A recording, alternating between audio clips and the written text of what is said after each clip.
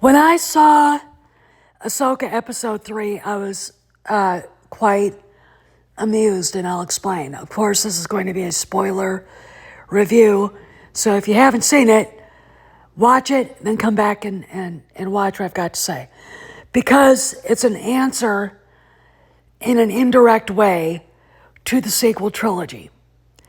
Dave Filoni is very subtle with it, but if you see what he says with the writing and how it's presented, it is an answer to starting,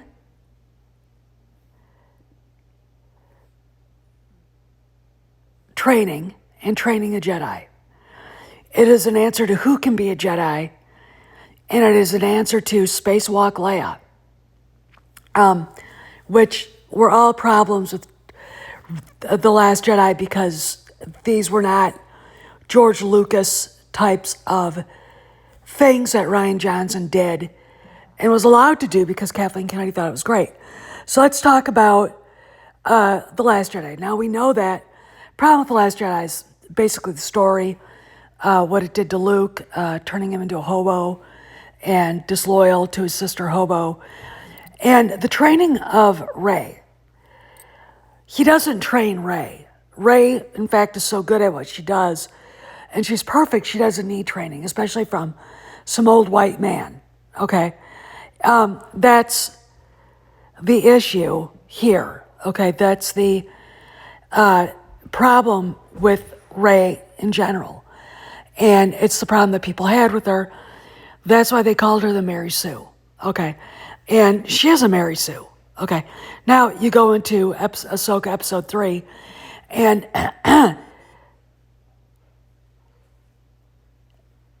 Sabine would not have been considered Jedi material by the Jedi. However, Ahsoka feels that she should at least be trained as far as she can go with the weapons and just with the spiritual aspects of a Force wielder, all right? And the reason why is because it is not that anybody can be a Jedi, but everybody does have some Force ability to an extent. Sabine's midichlorian counts are not high as Ahsoka's, as high as, of course, Anakin's, who's the highest midichlorian count of all time, Obi-Wan's, Yoda's, of course, Qui-Gon Jinn, Quinlan Vos, etc. Okay. But as a regular person, she should be able to at least tap into it a little bit. This comes from George Lucas in the book, The Making of Return of the Jedi, talking to Larry Kasdan about who can be a Jedi.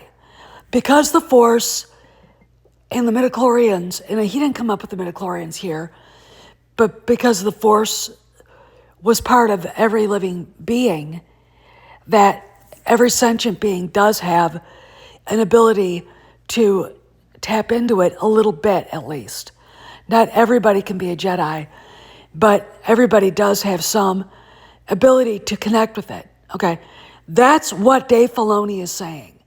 So what he's doing is he's totally contradicting Rian Johnson with Broom Boy at the end of TLJ.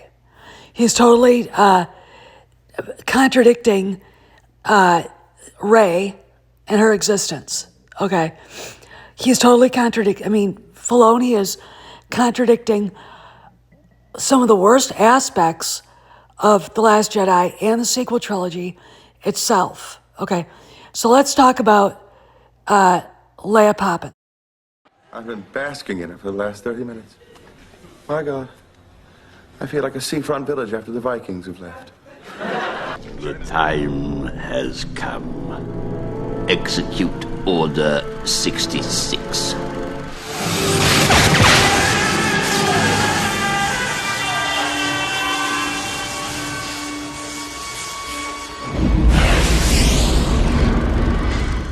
You know the scene in TLJ where Leia's ship gets the bridge blown off by Kylo Ren, and Admiral Akbar goes flying through the window, and Leia does too. And then Leia sort of wakes up, uses the Force, and floats back to the ship. Yeah, we know how stupid that was. We know how dumb that looked. Okay. There's a complete problem with that because Leia in the sequel trilogy is not really a Jedi. In the sequel trilogy, she rejects training because she says her son will die. Now, how she's already pregnant with Ben on Endor, this literally is the worst writing ever. Now let's talk about Ahsoka Episode 3. I don't have a picture of this, but Ahsoka at one point does go out on the fulcrums, on the outside of the fulcrum to drive off the snub fighters led by Marok and Shen, while Sabine does some Han Solo shit, trying to get the fulcrum fixed. And Ahsoka's wielding her lightsaber, she's got a mask on, and she's basically grounded on the ship. Watching a Jedi do this, a full-fledged, not Jedi, do this was a lot more believable than an aging, elderly, physically unable to Leia, Carrie Fisher, float back. I mean, that was an insult to the character. Okay. Dave Filoni, again, says, yes, a Jedi can do that if they're properly attired with a mask to breathe, okay? A Jedi can do that. But Leia, no. It was an insult to the character to do that to her. Okay, it was making fun of her. It was mocking her. Some people out there, the Molly Damons of the world, probably thought it was great. It was a middle finger, fuck you to George Lucas and the character. Now, let's talk about the politics. So, Hera Syndulla is on the home one, or the Ghost, talking to Mon Mothma and a bunch of senators, and basically they deny her the ability to use Republic's resources to go after Morgan Elsbeth and her cohorts trying to create the Eye of Sion. They saw this enormous, hyperspace engine in Episode 2 going off to the planet of Cetos and the Denab system, and they basically, Hera wanted to get a detachment to go after them to prevent them from bringing back Grand Admiral Thrawn. Here's the deal, and what I like about this is how government works. It works like this. You go, if you're a military person, or let's say like you're a high level CIA paramilitary guy, you go to the bureaucrats and say, I need these guys to go with me to stop this from happening. They weigh the political issue and say no. For example, the CIA had elements on the ground in Afghanistan in the mid-90s. They literally had Osama bin Laden in the crosshairs, and Sandy Berger could not be bothered to bother Bill Clinton, who was on the golf course. He could not be bothered to get Clinton to give him the okay. Okay. They had Al-Qaeda's leadership dead to rights then. What could they have prevented had those guys been killed in the mid-90s? If you think about it. That's what Hera Syndulla is facing. But she's facing something almost worse than paid government bureaucrats. She's facing 4 politicians and Mon Mothma, who obviously can't take charge of the group because this is not the way I would have characterized Mon Mothma here, but they insist on making her doubtful, not clear-headed, not determined to make a decision, etc. And she's surrounded by these politicians that, I wouldn't trust as far as I could throw them. Okay, Leia's a politician, but she can make a decision.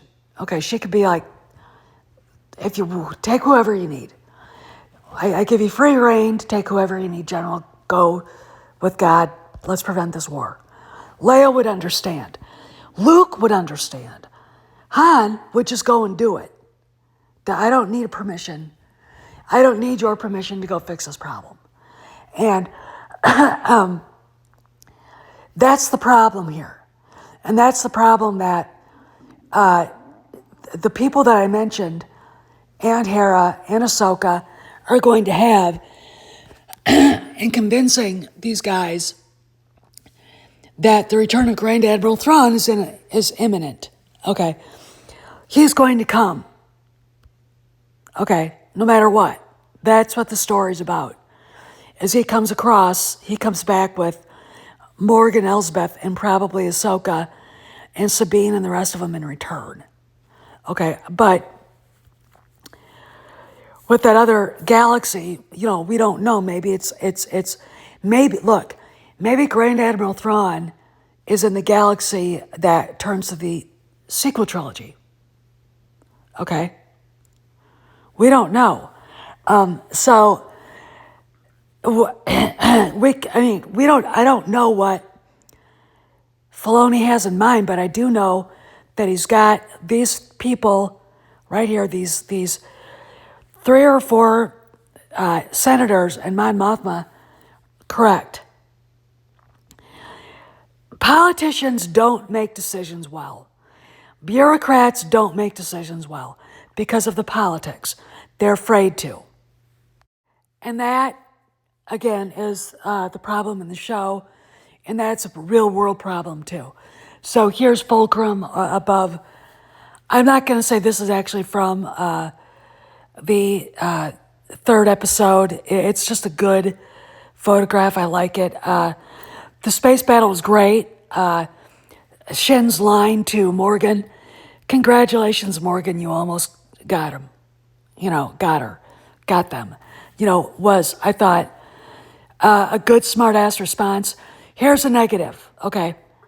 I had hoped that any sort of relationship Hera had with Kanan Jarrus would have been left in the cartoon. But here we have Jason Syndulla stealing the name of Jason Solo. That bothers me a great deal. Filoni, look, first off, the idea of a Twi'lek and a human grosses me out. It just does. Second of all, if you use the EU characters, Jaina, Jason, and Anakin, you have more freedom to go where you want. With putting yourself into we've got Jason Syndulla, you're fucking over the original trilogy characters. Okay. And they should actually be where you're aiming at. Okay. For this episode was good though. Beyond that, I hate the character of Jason Syndulla, and I'm starting to feel like that I'm not really a fan of Hera. Not even a little bit, because of what this takes away from what's good with the EU and the characters that they should be using. Okay. There are characters in Star Wars in the EU that should be pulled up, not just Thrawn, but Mara Jade in some way, Jason and Jaina and Anakin Solo, Talon Card, etc. And I think they're missing the boat on that by continuing this storyline, and quite frankly, it kind of grosses me out. The Hera Jarrus thing, ick. Anyway, I gotta go. This is Steph signing out. I hope you enjoyed the show, and I'll see you again later. See you around the galaxy.